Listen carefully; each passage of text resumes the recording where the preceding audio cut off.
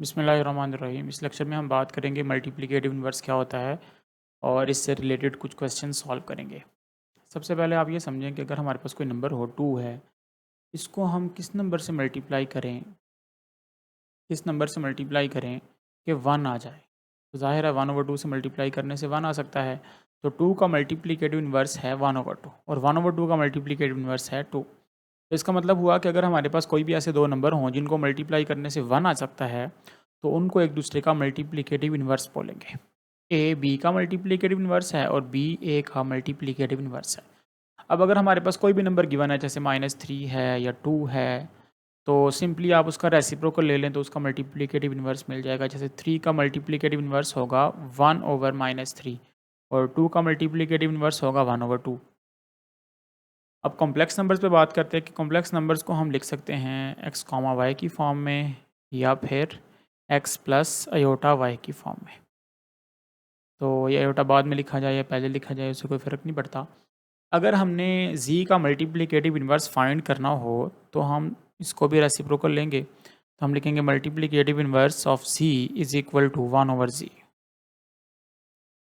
तो यहाँ पे इसको हम सिंप्लीफाई कर सकते हैं और इसको standard form of complex number में लिख सकते हैं। 1/z का मतलब 1/x प्लस अयोटा y, और इसको सिंप्लीफाई करने के लिए हमने इसके कॉन्जुगेट से ऊपर नीचे मल्टीप्लाई किया, x माइनस अयोटा y से ऊपर भी मल्टीप्लाई किया और x माइनस अयोटा y से नीचे भी मल्टीप्लाई किया। अगर हम इसको सिंप्लीफाई करें तो हमारे पास बनेगा, यानी 1/z की वैल्यू हमारे पास आएगी x minus iota y over a plus B और a माइनस बी। तो ये क्या होता है, x square minus iota square y square, that is equal to x minus iota y over x square minus iota square की value -1 और साथ में वाई स्क्र। तो ये आपके पास बनेगा x minus iota y over x square plus y square. और इसको अगर हम अलग अलग करें तो हमारे पास वैल्यू बनेगी x over x square plus y square minus y over x square plus y square iota. तो यहाँ से अगर हम इसको फार्मूले की फॉर्म दें तो multiplicative inverse of any complex number x, y ये इक्वल होगा x over x square plus y square minus y over x square plus y square. तो इस फार्मूले को हम यूज़ कर सकते हैं किसी भी कॉम्प्लेक्स नंबर का मल्टीप्लिकेटिव इन्वर्स फाइंड करने के लिए। अब देखें हमारे पास एक्सरसाइज 1.1, इसका क्वेश्चन 1 है कि find the multiplicative inverse of each of the following complex number. सबसे पहला क्वेश्चन है -4 7। देखें अगर हमारे पास ये एक्सरसाइज है 1.1 और इसका क्वेश्चन नंबर 1 का फर्स्ट पार्ट है कि मल्टीप्लिकेटिव इन्वर्स फाइंड करें -4 7 का। तो इसके सोल्यूशन में सबसे पहले आप ये बात लिख देंगे कि हम जानते हैं as multiplicative inverse of x, y ये इक्वल होता है x over x square plus y square minus y over x square plus y square के। तो ये फार्मूला हम यूज़ कर सकते हैं। तो हम लिखेंगे मल्टीप्लिकेटिव इन्वर्स ऑफ -4 7 ये इक्वल होगा -4, एक्स की वैल्यू हमारे पास कितनी है -4 और वाई की वैल्यू 7 है। तो -4 ओवर -4 का स्क्वायर प्लस 7 का स्क्वायर माइनस वाई की वैल्यू हमारे पास 7 है, -7 ओवर इसके नीचे भी वही आएगा -4 का स्क्वायर प्लस 7 का स्क्वायर। तो इसको हम लिख सकते हैं -4 ओवर -4 का स्क्वायर 16 प्लस 49 -7 ओवर 16 प्लस 49। तो इसका आंसर हमारे पास आएगा -4 ओवर 65 -7 ओवर 65। तो सिंपली हम ये वाला फार्मूला यूज़ करके ये जो हमने लिखा है यहाँ पे, हम यहाँ पे किसी भी कॉम्प्लेक्स नंबर का मल्टीप्लिकेटिव इन्वर्स फाइंड कर सकते हैं।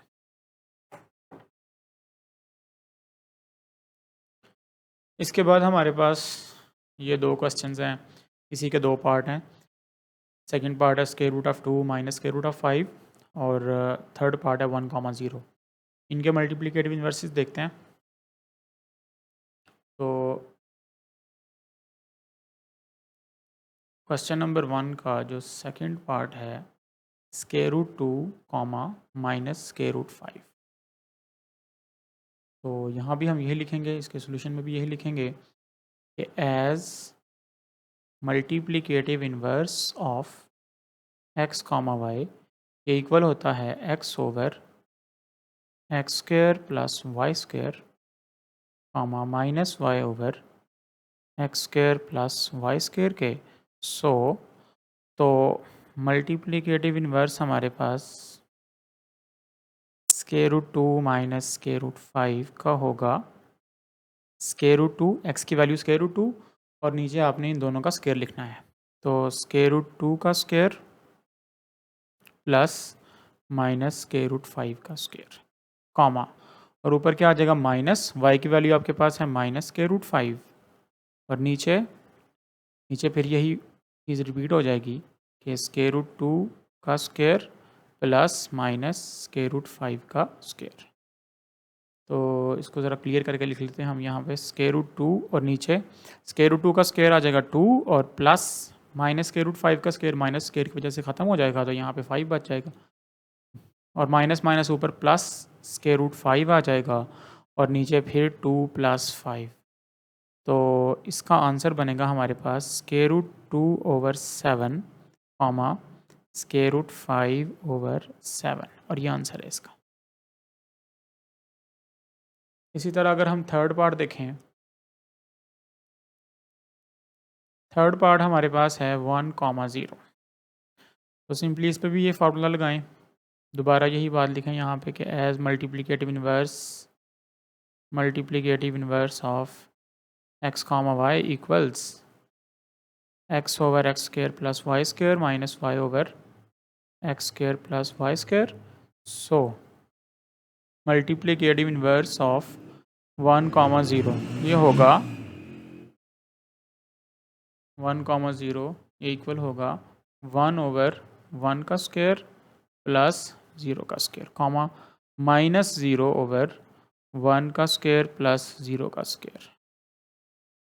अब देखें ये जो माइनस 0 है ये प्लस 0 हो उससे कोई फ़र्क नहीं पड़ता, 1 ओवर 1 का स्क्वायर 1 प्लस 0 1 ही आ जाएगा और ये माइनस 0 और 0 में कोई फ़र्क नहीं, 0 ओवर 1। तो अगेन इसका जो मल्टीप्लिकेटिव इन्वर्स है वो हमारे पास 1 0 ही आ जाएगा और ये हमारे पास एक रियल नंबर है क्योंकि ऐसा कॉम्प्लेक्स नंबर जिसका इमेजनरी पार्ट 0 हो वो रियल नंबर होता है। तो इसका जो मल्टीप्लिकेटिव इन्वर्स है वो 1 0 ही है। नेक्स्ट हम क्वेश्चन देखते हैं, क्वेश्चन नंबर 2। क्वेश्चन नंबर 2 में है हमारे पास कि सेपरेट करें into real and imaginary parts 2 minus 7 iota over 4 plus 5 iota. ये फर्स्ट पार्ट है इस क्वेश्चन नंबर 2 का, इसको हम पहले सॉल्व करते हैं, देखते हैं कि इसकी हम सेपरेशन कैसे कर सकते हैं। तो यहाँ पे हमारे पास क्वेश्चन नंबर 2 का फर्स्ट पार्ट है 2 minus 7 iota over 4 plus 5 iota. तो 2 minus 7 iota over 4 plus 5 iota को रियल और इमेजिनरी पार्ट में सेपरेट करने के लिए स्टैंडर्ड फॉर्म में लिखने के लिए नीचे वाला जो कॉम्प्लेक्स नंबर है उसका कॉन्जुगेट ऊपर भी और नीचे भी मल्टीप्लाई करें। तो हम 4 माइनस 5 आयोटा से ऊपर भी और 4 माइनस 5 आयोटा से नीचे भी मल्टीप्लाई करेंगे। तो ये हमारे पास बन जाएगा 2 minus 7 iota into 4 minus 5 iota over A plus B और ए माइनस बी। तो ये बन जाएगा 4 का स्क्वायर माइनस 5 आयोटा का स्क्वायर। मल्टीप्लाई करें 2 4 ज़ार 8 माइनस 2 5 ज़ार 10 आयोटा माइनस 7 4 ज़ार 28 आयोटा और minus minus plus 35 iota square और नीचे 4 का स्क्वायर 16 माइनस 5 का स्क्वायर 25 और आयोटा का स्क्वायर। अच्छा यहाँ से आपके पास बनेगा 8 माइनस 10 और 28 38 आयोटा प्लस 35 आयोटा स्क्वायर की वैल्यू -1 और नीचे ये आएगा 16 माइनस 25 आयोटा स्क्वायर की वैल्यू क्या होती है -1। तो यहाँ से आपके पास बनेगा 8 प्लस माइनस -35 को हमने 8 के साथ लिख दिया और -38 आयोटा एंड पे लिख दिया और नीचे 16 प्लस 25 8 माइनस 35 करें तो ये बनता है -27 -38 आयोटा ओवर 41। इन दोनों को ऐड करने से 41 बनता है और इस 41 को अगर हम दोनों के नीचे अलग अलग लिख दें तो ये बनेगा -27 ओवर 41 -38 ओवर 41 आयोटा। ये आंसर है इसका। इसी तरह अगर हम इसका सेकंड पार्ट देखें तो सेकंड पार्ट है हमारे पास -2 + 3 आयोटा का होल स्क्वायर ओवर 1 + आयोटा। ये हमारे पास है -2 + 3 आयोटा का होल स्क्वायर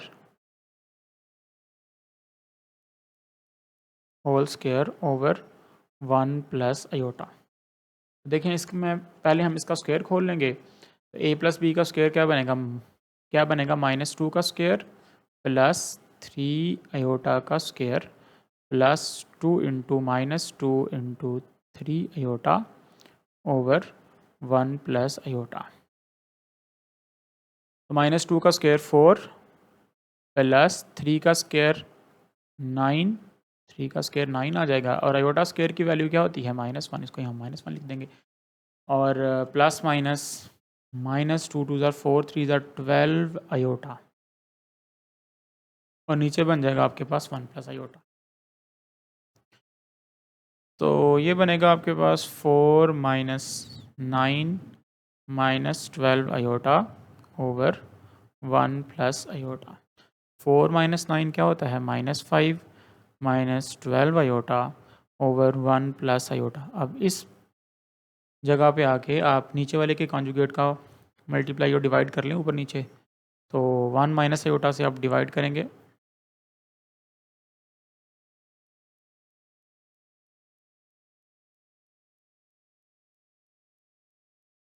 और मल्टीप्लाई भी करेंगे। तो -5 को 1 से मल्टीप्लाई करेंगे तो -5 आएगा और फिर -5 को माइनस आयोटा से मल्टीप्लाई करेंगे तो +5 आयोटा, फिर -12 को 1 से मल्टीप्लाई करेंगे तो -12 आयोटा। सिंपल मल्टीप्लिकेशन है और minus minus plus 12 iota square. नीचे क्या बनेगा आपके पास a + b a - b फिर 1 का स्क्वायर माइनस आयोटा का स्क्वायर। तो ये आपके पास बन जाएगा -5 -12 + 5 -7 आयोटा और +12 आयोटा स्क्वायर की वैल्यू -1 और नीचे आपके पास बनेगा 1 माइनस आयोटा स्क्वायर की वैल्यू -1। तो -5 और -12 इनको हमने साथ लिख दिया, प्लस माइनस -12 साथ लिख दिया और -7 आयोटा को एंड पे और नीचे 1 + 1 माइनस माइनस +1 हो जाएगा तो 1 + 1 2 होता है।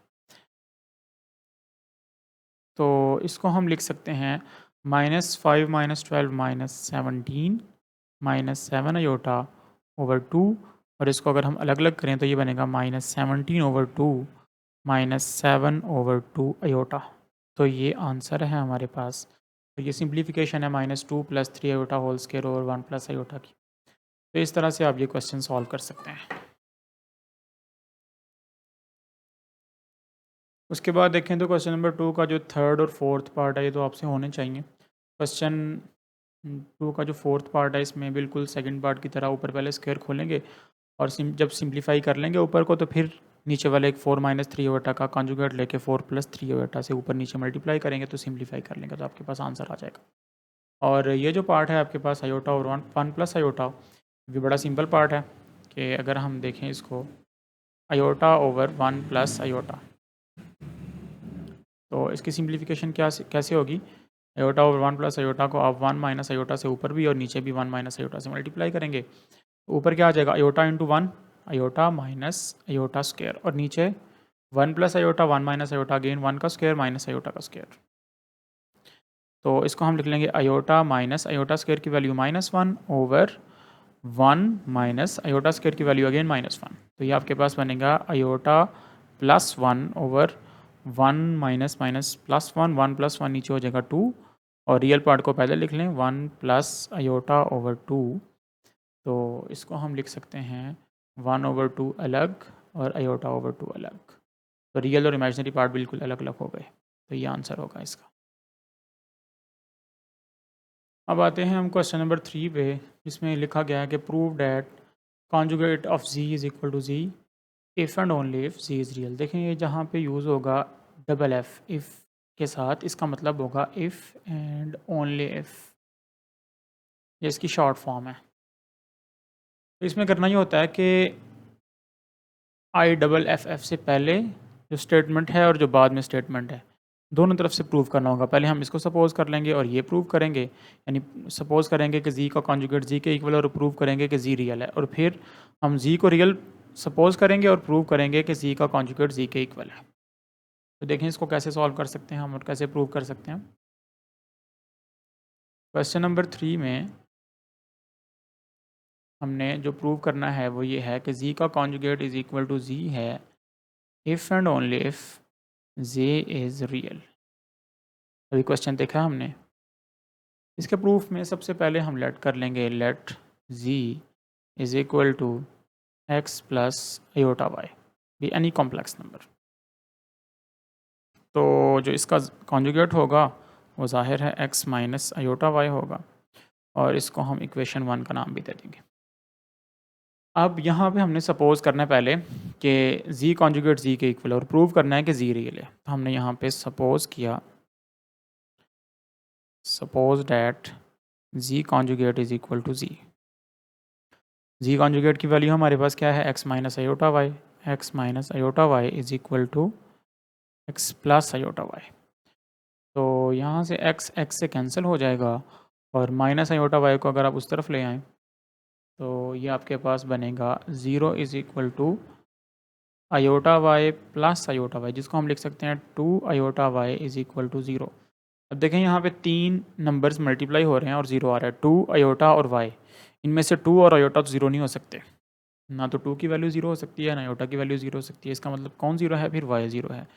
तो इसका मतलब हुआ कि वाई 0 है because 2 and iota can not be equal to 0। तो y की वैल्यू 0 आ गई। अब ये वाली वैल्यू जो y की आई है, इसको अगर हम इक्वेशन 1 में पुट करें तो हम लिखेंगे put y is equal to 0 in 1।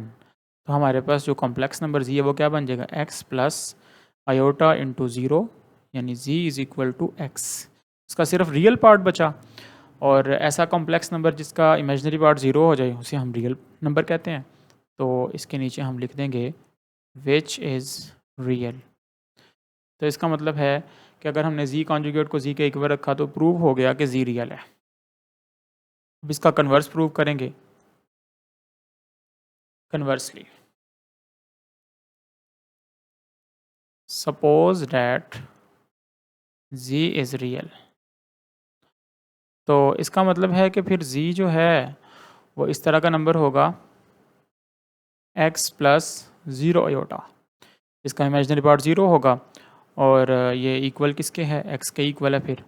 और इसका अगर हम कॉन्जुगेट लें तो आपको पता है कॉन्जुगेट में इमेजिनरी पार्ट का साइन चेंज होता है, तो ये बन जाएगा x माइनस 0 आयोटा, लेकिन x माइनस 0 आयोटा की वैल्यू भी आपके पास x ही आएगी।